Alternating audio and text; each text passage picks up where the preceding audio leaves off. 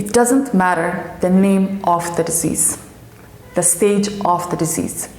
It doesn't even matter the pile of evidence that is brought to you about your pending demise. Because the only thing that matters is your own awareness and understanding that any pain or discomfort you're going to experience in your life is only the result of something much deeper that can never truly be addressed or successfully treated by treating the body part, the wound, or the manifestation of some sort of a mental disorder. Louise Hay, the pioneer of self-help and healing, in her life-saving book, You Can Heal Your Life, mentioned that we create every so-called illness in our body, and that every thought we think is creating our future. And when I started studying her work, I had already created my illness. In fact, I was almost finished because by the time I received my diagnosis, it was stage 3 colon cancer. So when I started doing my research, I was already open-minded.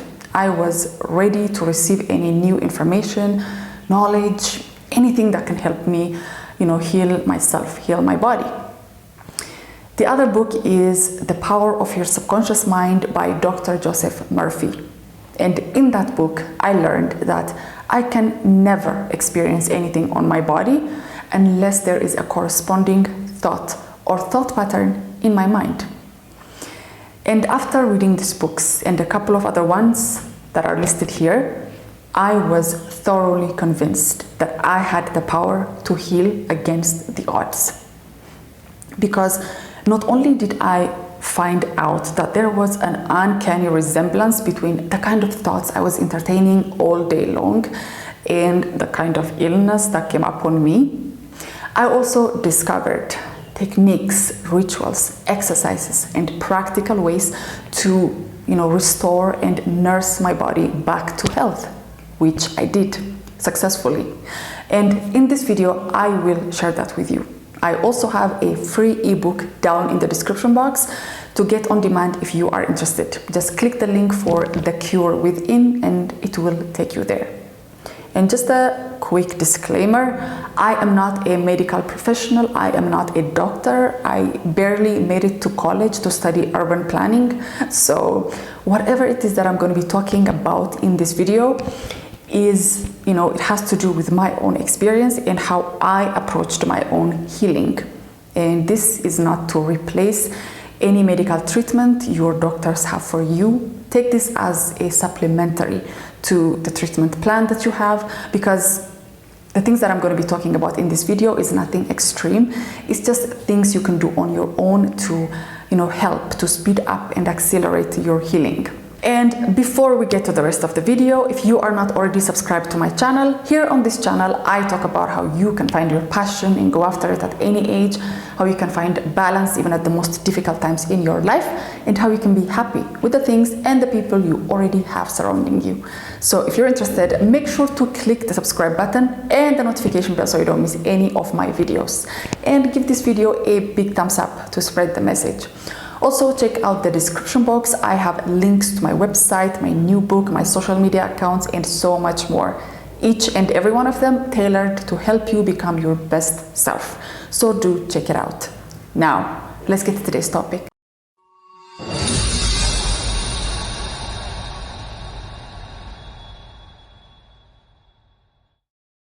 So first is, and I believe was the catalyst in my own healing, is dealing with distorted self-image.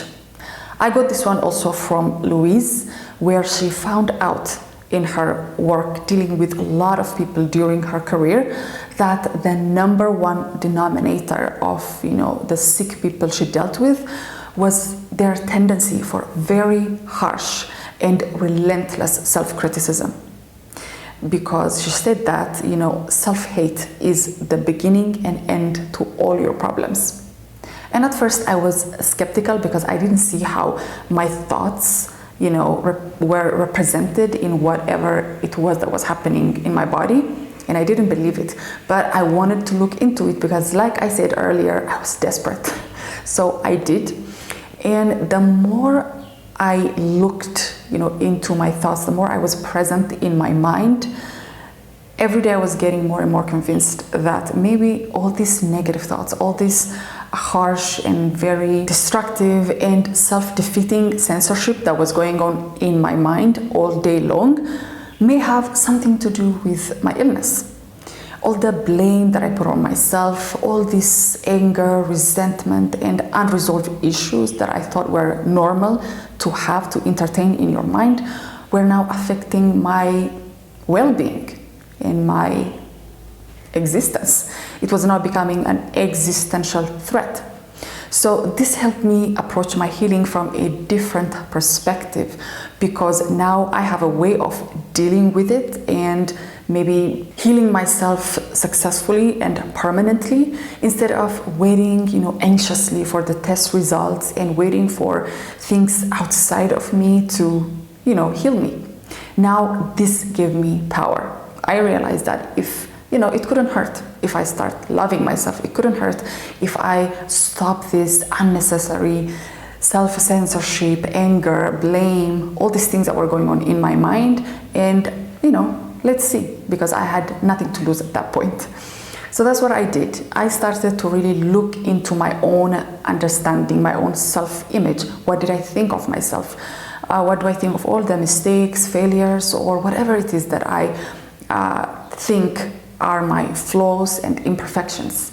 And then I got to the point that I really had to deal with these things. I really had to find a way to be okay with myself, to love and accept myself if I want to survive this. And the way I did this was, I was very proactive in this process. I would be in my mind, inside my mind every minute for the months and months after my diagnosis. I would be present for the inner dialogue, the inner monologue that was full of disturbing thoughts towards myself. It was as if I was dealing with an enemy within, and I was. And whenever there was a negative thought, whenever a negative thought surfaces, and I would know because there would be an emotional reaction to it, I would immediately, change that. I would immediately replace that with a positive affirmation, with a positive thought, or some sort of a visualization that was the complete opposite of that negative thought.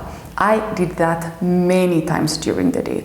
I would say out, I would say out loud affirmations, I would think them, I would meditate on them, I would visualize, like I said earlier, and this really helped me, just cleanse all this negativity that I had in my mind. And it really felt good. I didn't know whether this was really helping my body heal, but I did it regardless. I did it every day, and it became one of my most revered daily rituals. I love doing it, and I do it to this day. Maybe not in the intense way that I did at first, but I do this every day regardless. And in the end, it just became a way of life. I discovered that I don't have to hate myself in order to improve upon the things I thought I needed to improve. I don't need to demonize myself. I can do it lovingly. And none of us should hate ourselves for anything. If there is something you need to improve, you need to correct, you can do it while loving and accepting yourself without destroying your health. So number 2 is overcoming fear. You have to overcome your fear of more sickness, your fear of death, your fear of losing control, losing your lifestyle, losing your money. You have to manage this fear, because we all know by now that any fearful thoughts, any negative thoughts are only adding up to your problem. You also have to get rid of thoughts of anger, resentment, self-loathing. All of these have to go. And not only do you have to fight this fear from within you, you also have to fight and overcome the fear-mongering that's going to come from the outside, whether it's from medical professionals, whether it's your family, people who know everything about everything. They're going to come at you and give you info, give you tips. But you have to be strong enough to stick to these rituals that I talked about earlier and that I'm going to be talking about. And you just stick to it, because it worked for me. It also worked for the people I learned it from. It worked for them too. So there are countless people, thousands, millions of people who do this every day. You have to know that Healing takes place every day in every corner of the world. You may not hear about it, but people are healing themselves from really scary diseases, and you have to know that you can heal yourself from anything, whether it's physical, mental. You just need to be proactive and fight the fear that is keeping you from really going at this really bold in an aggressive way, because once you do that, you're going to see change. And once you see the change, you are going to you're going to be convinced that you can actually do this because others have done it too. Number 3 is the techniques. So prayer, meditation, affirmations, exercise, a targeted diet for your specific problem. These things will really collapse the time that you need to see your restoration come to fruition. Other practices like forgiveness, mirror work, acceptance will really cleanse the debris of negativity that were standing on the way of your healing. You have to know that at this point you cannot afford to have any grudges towards yourself or anybody else. You have to forgive, and let go. This has to be a big part of your healing. And this has to be done every single day for quick results, the results that you want. And I have a free template on self-healing if you want to learn more. And if you want to dive deep, see the details and how-tos of these practices, make sure to read that ebook I mentioned at the beginning of the video. They're both free. I'll leave the link for both of them down in the description box, or simply write healing in the comment section to get it on demand. Number 4 is healing with visuals. Visualization is more than just a technique, because anything that you're experiencing in your life, whether it's issues with your work, your health, your relationships, your finances, whatever it is only the projection of your mind. It's only as a result of what is being, played out in your mind all day long.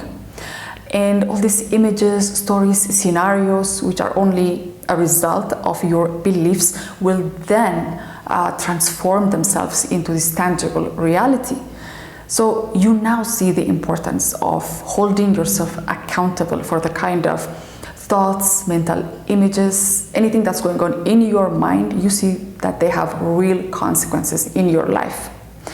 And just a simple act of, every day, closing your eyes for a few minutes and imagining yourself, visualizing yourself healthy, restored, active, energetic, and doing the things that you love, seeing yourself the opposite of what is going on now in your current state. No matter how hard it is to visualize, doing that is the very thing that's going to later on show you the results on your outside world.